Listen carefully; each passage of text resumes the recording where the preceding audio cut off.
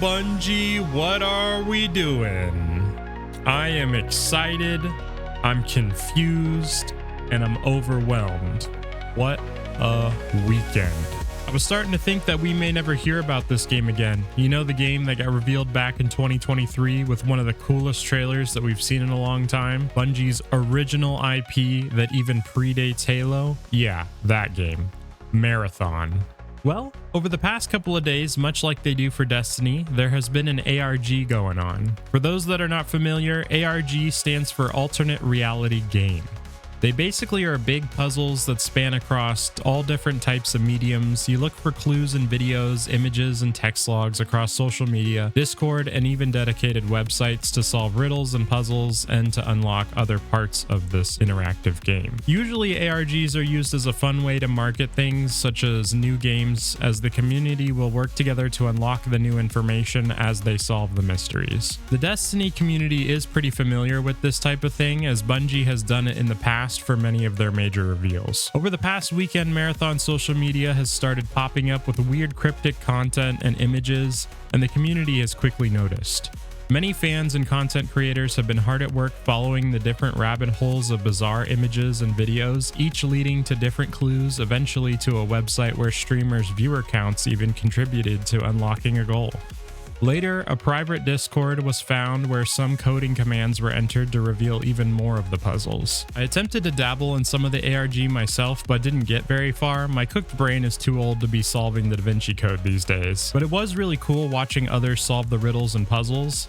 The Discord and X was absolutely popping off with people posting what they had unlocked or found. Thanks to their hard work, it does appear that enough of the ARG was solved to unlock the current trailer, which dropped yesterday, Sunday, April 6th. In this trailer, we do see some of the environment and potential point of interests, as well as we see a runner get gunned down. Suddenly, a pink cat showed up and walked over to the down runner and fell asleep while a beam of light shot up into the sky in the background. And really, that was it. There wasn't a lot to really go on, and I don't know what we're supposed to make of the cat, but I am happy to see that the vivid colors and the super stylized look has stayed since the original trailer. We can't really get our hopes up just yet, as this was still just another cinematic with really not that much information at first glance. Although it would not surprise me if there are hidden Easter eggs and messages within the trailer for people to find over the next few days to continue the ARG. However, what this trailer does blatantly give us is the long-awaited date for the first gameplay reveal.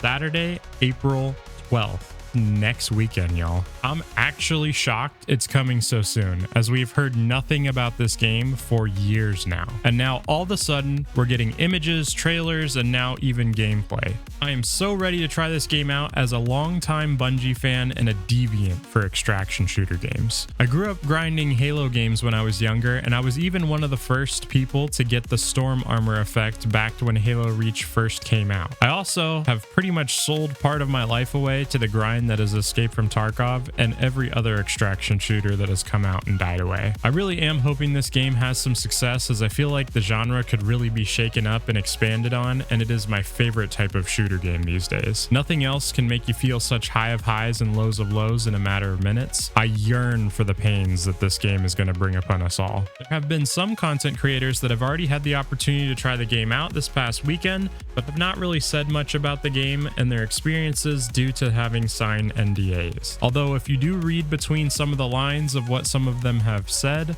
it appears we are getting a mixed bag of reactions. I honestly don't care too much about their opinions, as there's obviously people that are going to like it and people that won't.